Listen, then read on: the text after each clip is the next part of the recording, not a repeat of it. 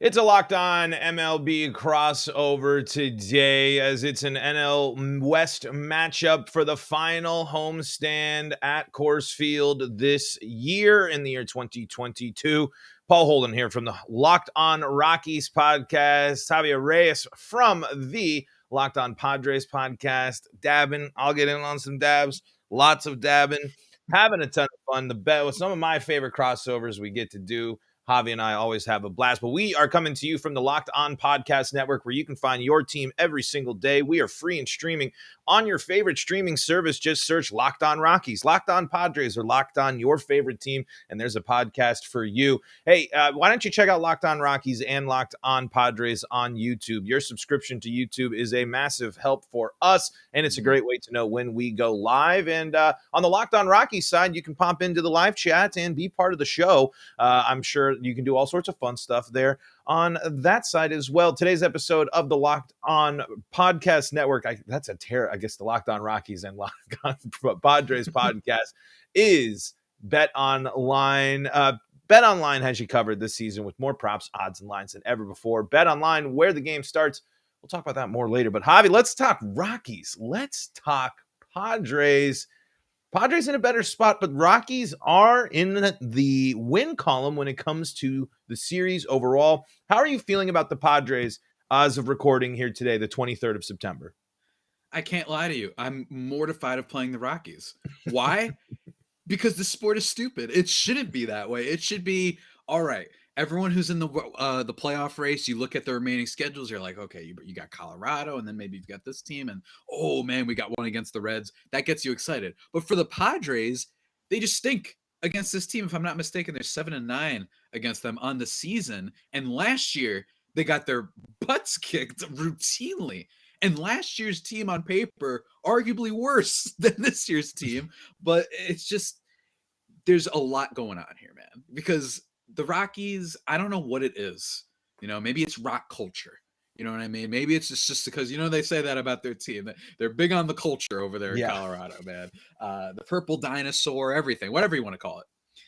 I think that the Pods, this is going to be a surprisingly really tough series because they just don't play the Rockies well. And I don't think it's a coincidence when it's been happening 2 years now. But, it's, again, I still think the Padres are a good team. I just don't think they're a great team. But then again, great teams don't always win at all. You know what I'm saying? I mean, good teams can just kind of sneak in there. You know what I mean? So that's kind of what I'm hoping for. I would say that's a prime example with, the team that just swept the Rockies at Coors Field, which is interesting because it's the exact opposite. The Rockies can't play the Giants. The Giants, I believe, the Rockies are something like 9-26 against the Giants in the past 2 years or something like that. It's absolutely abysmal how bad the Rockies are against San Francisco and LA, but there's something about San Diego that the Rockies just see. I'm never when the Dodgers and the Giants roll through town, I always roll my eyes. Or if the Rockies have to go to San Francisco or LA, I roll my eyes. But it's always San Diego where I feel like the Rockies play. But one thing we can guarantee in this final homestand, final three, what is it? It's a 3-game set, right? A little weekend set here, Friday, Saturday, Sunday, to finish out the season at Coors Field. It's lots of runs. And I am curious, Javi, does this Padres team without Tatis have enough offense with Machado and, of course, Soto to compete in the playoffs? Like you said, great teams don't have to be there, but does this team have enough offense to be able to keep up with some of these teams that have been scoring a lot of runs? The thing about the Padres is on paper, their offense is just not all that great, which is obviously amazing considering that they have Juan Soto and Manny Machado on the team. But they're 18th in batting average. They're 9th in on base, so that is one thing with them, is they're a very patient team at the plate, believe it or not. They don't swing at too many bad pitches. Problem is that the contact itself isn't great. They're 20th in home runs, 22nd in slugging percentage. They have been very largely carried on just situational hitting this year, as well as a dynamite rotation. And don't get me wrong, I know Sean Manaea, he barely even starts anymore. He's been a disaster. And then you have Mike Clevenger, who is at the minimum, especially the second half. He's got the worst FIP in baseball, one of the worst ERAs. He's been quite bad. But, the Snell, the Darvish, the Musgrove, for when they had him, McKenzie's pretty good for them. So that's the strength of their and then really clutch hitting. And sometimes that happens. We saw it with the Mariners last year, for example. They were a team very flawed in the team statistical areas, like I just mentioned, with slugging and all that stuff. But they still just had unbelievably clutch hitting. That doesn't mean they're not a good team. That more means, hey, let's see, maybe next year it won't carry over just because of probability and stuff like that. You won't necessarily be able to carry over the clutch stuff for 2 years in a row. But for now, they can get some hits, man. But Juan Soto's tenure with the Padres, underwhelming does not put it well enough. He is a walk machine still. Still doesn't swing at many bad pitches, but he just looks uncomfortable up there. A lot of slow rollers to first base. It's just rough, man. It's rough. And then I will say this though, and we're gonna talk about some underrated players later that you gotta look out for. But you know, Ha-Seong Kim, he's been a delight. Jake Cronenworth, he's having a down season, but he's still all right. It's just not nearly as scary. I think Rockies fans should know because they look at Soto and they look at Machado and they say, "Oh my God, we got to pitch these guys." It's not nearly as daunting a task, unfortunately, as you would think, given the payroll and given all the moves they made. So would you say at this point, this now is where the Tatis absent is being felt the most? You would have to imagine adding Tatis is not only a offensive threat, but presence to the team. You'd have to imagine he would probably be someone that could beef up Soto, and of course, we know the tandem of Machado and Tatis is deadly. But would you say that now more than ever the Padres are feeling the absence of Tatis here?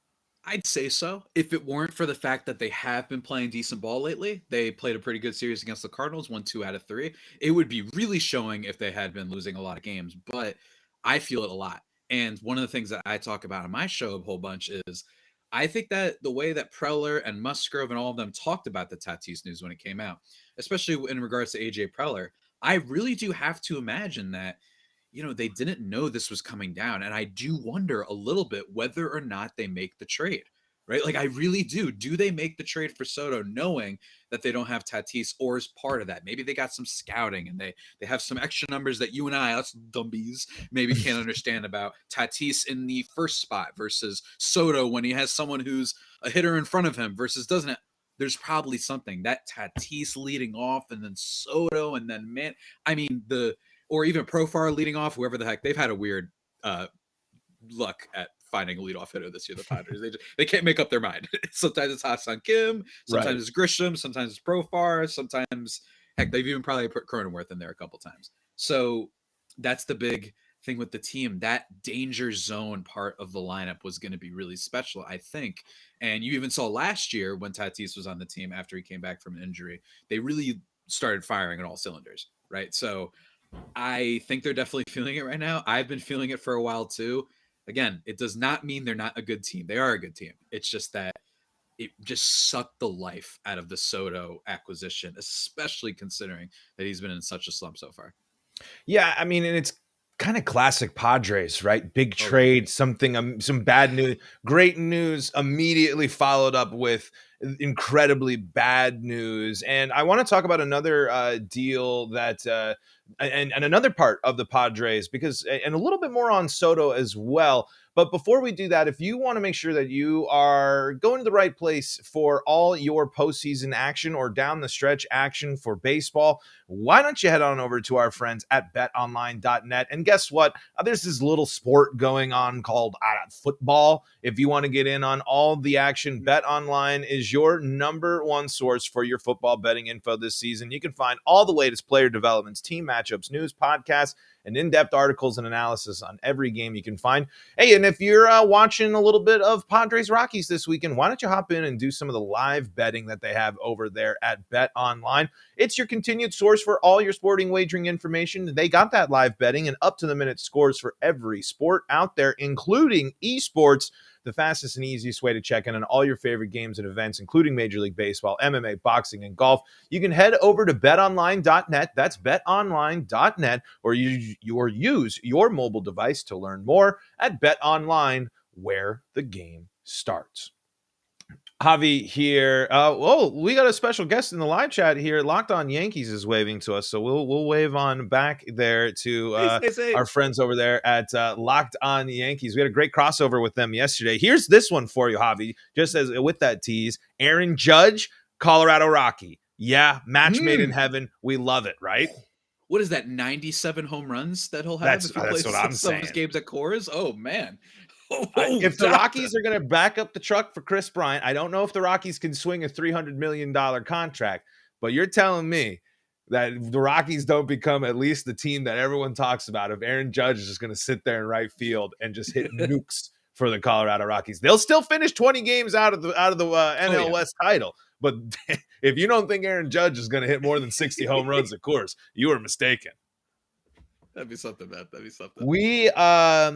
We're talking Padres, we're talking Rockies, and bullpen for the Padres, Javi. Let's talk about that. A big move made, one of the most exciting names in the game, and it hasn't panned out at all. Is that the biggest concern for you for you going into or is the offense the biggest concern going at? Because we talked about these things that again with the Padres maybe scuffling a little bit, but they are second place in the wild card. The race is still very much close with Philly and Milwaukee back there. That's really who's left in the race there. So there's definitely these games are very important for the Pods, but they are still in the race.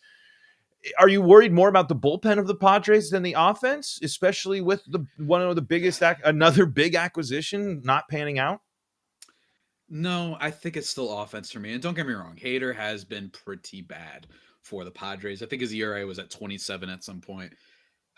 Speaking of Yankees being in the chat, I think that Hader is at least having some positive regression to being a reliever who can pitch, because this was a guy who he just couldn't pitch for like a week and a half. He blew like 3 saves, maybe had 4, some sac flies, was not throwing strikes at all. Maybe he's just going to be a Robert Suarez level reliever. He's going to be Daniel Bard level reliever at the minimum, right? So, and again, maybe that's a positive regression coming, because it's just, I didn't love the trade when it first happened. I was vocal about that. I didn't hate it. I'm not going to pretend in the slightest that I expected this to happen. But my thing is, Milwaukee doesn't miss on trades, and I think investing in relievers is really scary a lot of times. So we'll see how it still pans out. But for me, it's still the offense, man. And I know that your team has some very interesting. What happened to some of your offense? Because before we talk about some of the underrated guys, I think on both teams, I need to ask you, man, because like, who is the person to fear in this lineup? Because I know that CJ Cron just turned into one of the least valuable bats in baseball. And to be quite honest with you, I don't know. I haven't heard one thing about Kris Bryant since maybe June. You know what I mean? And I know that that's been because he's been hurt and all that. And last time we were here, we talked about Connor Joe, the boy. But what is there on the Rockies side of things when it comes to their offense? Because I'm worried about mine, but I imagine you've got some concerns with yours too. Completely concerned with the lack of offense. This is a team that just got shut out at Coors Field. This is a team that's been shut out at home a few times this year. This is a team that is in the bottom of statistical categories. Let's see if I can get it up. Let's see where they are in terms of rankings. I believe they are pretty much they're last in batting average. Oh no, I got this is all mixed up. But anyway, they've been at the bottom of the league and everything. They don't hit home runs. There's no one that is really a fearful bat. CJ Cron is still a fun. He's at 29 home runs and over 100 RBIs now. But you're right. After the All-Star break, ice cold. Connor Joe really had a struggle in the second half. Kris Bryant goes his first year as a Colorado Rocky. Obviously, we know the injuries. 0 home runs at Coors Field. Kris Bryant did in all of his time, and he didn't play a ton, but he did not have a single home run at Coors Field. There's that the Rocky. We joke about Judge, but the Rockies need to invest in offense. I mean, Charlie Blackmon still swung it pretty well for what has been swinging it pretty well and has had a lot of multi-hit games. But I would say it's been a big disappointment from Ryan McMahon, who I was hoping to see a step up in terms of offense. He hasn't really shown you a ton in his career that he's going to be a dominant, scary threat at the dish. But I was hoping with the extension, with the Rockies kind of saying, hey, Rymack, you're our guy, they were going to do it. But the Rockies overall regressed. The pitching staff regressed. Most of the starters for the Rockies are facing career worst or second or third career worst in statistical categories. German Marquez is a shell of the pitcher he was last year. But the offense, especially, it's been frustrating even when the Rockies had some pieces there as well. The Rockies need a complete overall of mindset. And I went into this season thinking, if the Rockies don't hit a lot of home runs, that's okay, as long as they're hitting doubles. And they're not doing that, but I could change my mind. The Rockies have to leave the yard. The Rockies can't be a team that is not in the top 10 team in baseball in home runs. It just simply cannot. That the part of the philosophy has to be putting the ball over the yard, over the wall. And this was a team last year was historically bad on the road, but just it's the same thing. It's a team that goes on the road and can't hit. But then, you go down the lineup and there's no Machado. There's no Soto. I mean, CJ Cron is a power bat, but he's CJ Cron. He's not. Yeah. It's not Nolan Arenado. It's not Trevor Story. It's not DJ LeMahieu. It's not prime Charlie Blackmon. And then you are hoping to get stuff from Elias Diaz, who has shown that he is really only good in the second half of the year. You're leaning on some of these guys that aren't great. However, Brendan Rodgers is legit. And after his terrible start to the year, he's got dealing with some hamstring stuff right now, but Brendan Rodgers has put together and has been one of the better hitting second baseman and I believe the National League or across baseball after the first month and a half where he was ice cold. So really the big one for the future and looking forward, Brendan Rodgers, I think is going to be quite the threat. But Javi, you mentioned players to look out for.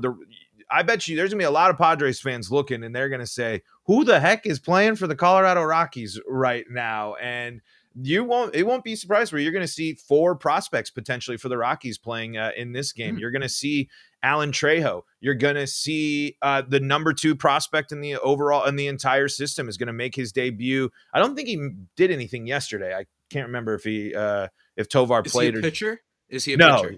No, okay, he's a shortstop. Thank God, because the Padres have a remarkable ability to make prospects who are making their debut no-hit them, apparently. They've had 3 guys. 3! This is wild. I'm serious. From the Diamondbacks, 3 pitchers that were making their major league debut. None of them gave up any runs, and one of them last year threw a no-hitter. So, again, you might as well name the worst pitching prospect in your farm. I don't care who it is. Bring him up. You might just 6 innings, 1 run. You know what I mean? That's what he might do. Seriously, I don't know what it is with this team. The Rockies, but that's the other thing. There's not a lot of excitement for Rockies pitching coming. The Rockies don't have a pitching prospect. The Rockies right now are banking on these fielding prospects to be there and their core rotation. Bud Black did call the Rockies pitching rotation, this current year's pitching rotation, a playoff caliber rotation at one point this year. And that was at a time where they ranked at the bottom of all statistical team categories in baseball. But there's going to be a lot of young guys, but hopefully soon I can tell you that Eleris Montero is going to be the threat of that lineup. But there's really nothing in terms of offense. But Padres fans are going to see new prospects: Montero, Tovar, Trejo, Sean Bouchard, Michael Tolia, who Todd Helton has been working with one-on-one, basically. So it's all going to be, I wouldn't be surprised if you see all of those names get in the lineup at least once this weekend. That's cool. That's something to look forward to just for a different sake. And look, I will say, you did mention they don't hit home runs. Yeah, they're 23rd in the league, but batting average 6th, on base 8th. You could be worse. The problem, man, just for listeners to get a good grasp of how bad the pitching is. And I will say that listeners probably aren't going to be shocked to hear that the Colorado Rockies don't have great pitching. I don't remember the last time they did. 30th in ERA, 30th in batting average against, and 28th in WHIP. So not great. not great over in Colorado. And the Marquez thing is a big part of that because Marquez was, I think, almost by every baseball fan viewed as this pitcher that if you just got him out of Coors, he was going to be a Cy Young level, or at least in that area, like a top 15 pitcher. Everyone was like, oh man, if only he could get out. One of the pitchers got out, and that was John Gray, who kind of just got beat up and hurt all season, but he was whatever. And He's still then been the German Rangers' Marquez. best pitcher. Yeah, he's still been their best pitcher. He just hasn't played as much because of health. But with the Rockies, you look at this and say, why didn't they trade John Gray? They had the chance. That was a whole kerfuffle. Maybe you should have traded German Marquez. Last year's deadline was wild. Maybe even this year's, or you couldn't do it this year because he hasn't been good this year. But last year's deadline, people were firing off left and right. I mean, maybe you could have got something from him, but no. I mean, it's really going rough in Rocky Town.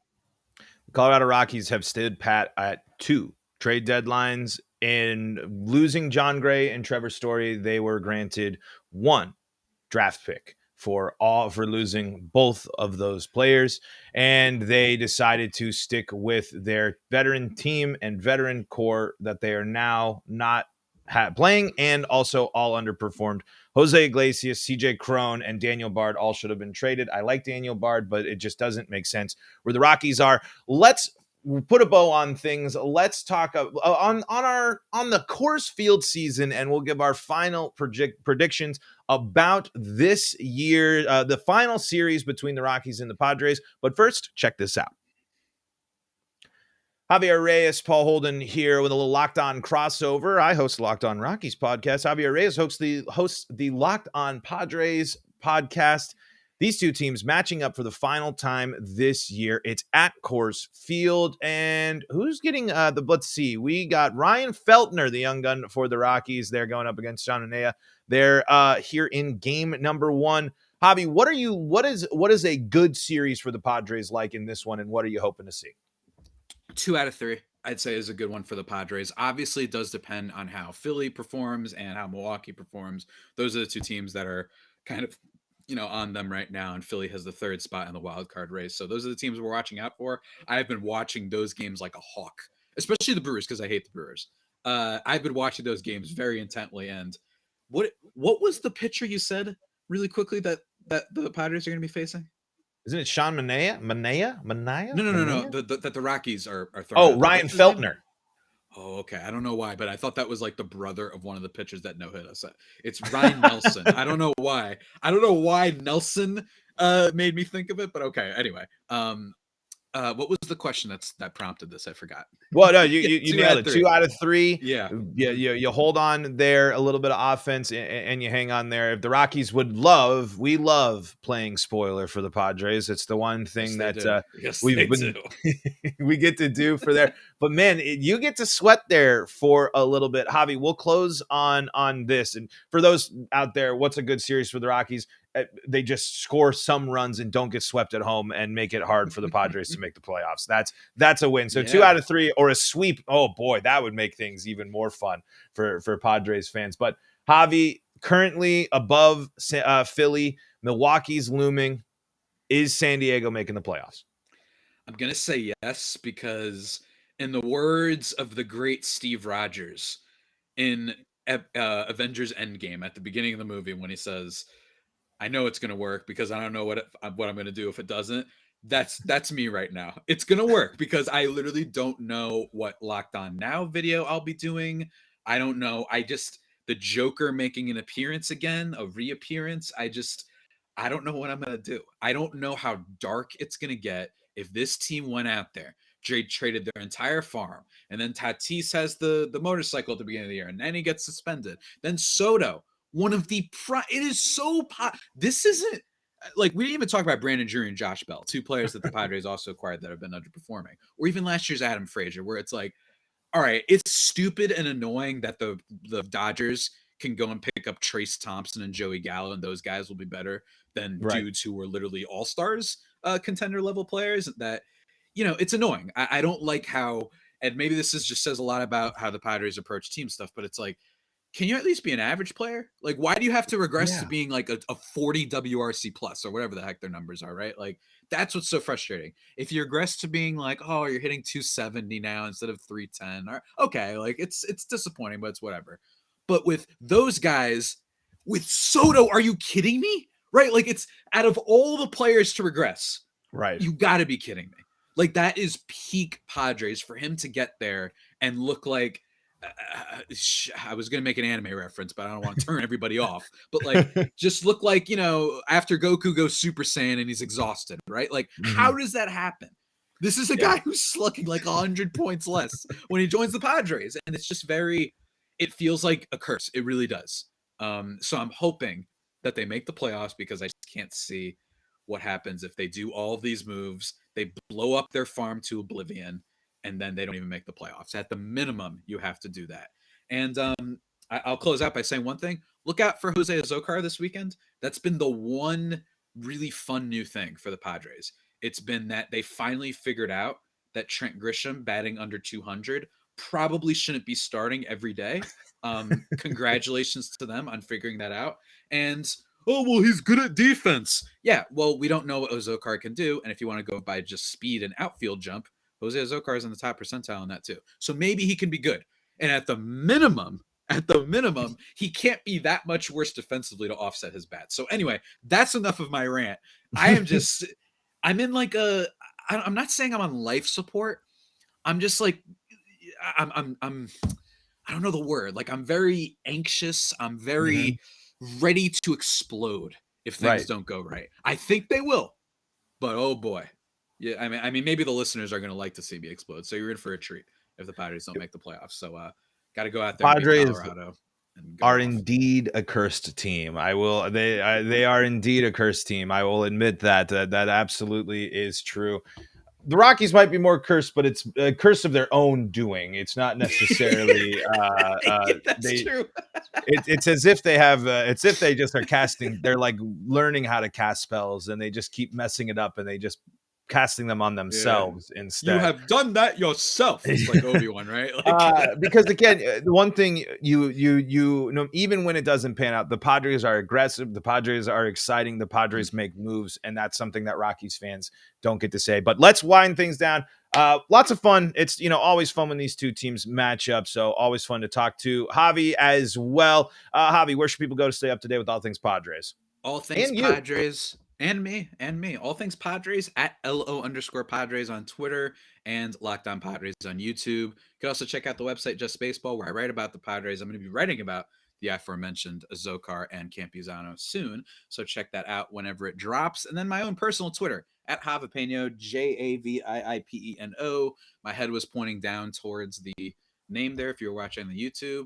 Go check that out. And as always, man, it's an honor and a privilege. Both of our teams cursed in their own ways. It's like, that meme where it's the person hitting the person in the back with the bar or whatever, and then it says me. Like, right. Yeah, exactly. That's the Rockies to themselves. We have one of the highly sought after relievers. Let's extend the 35-year-olds. It's just like, it's crazy. But hey, it's always a fun time, man. And at the minimum, if they're gonna make me go nuts, let's at least have a fun series. I know people will get mad, but if we lose, I want it to be crushing. You know what I mean? I'm being serious when I say that. I want to lose walk-off games, right? Because then I really get to lose it. I don't want to lose 4-0 and 2-0 and 5-1. No. Give me some entertainment. You know what I mean? Give me some fireworks in the explosion. A little sizzle, a little pizzazz. That's what we like from a Coors Field series. For those out there, I'm Paul Holden. You can find me at Paul Holden 33. Locked On Rockies on YouTube, at LO Rockies on Twitter as well. You can find us on the Locked On Podcast Network, your team every day. You made us your first listen of the day. Go make Locked On MLB your second listen of the day. And folks, until next time, this is Paul Holden saying so long from the Locked On Podcast Network.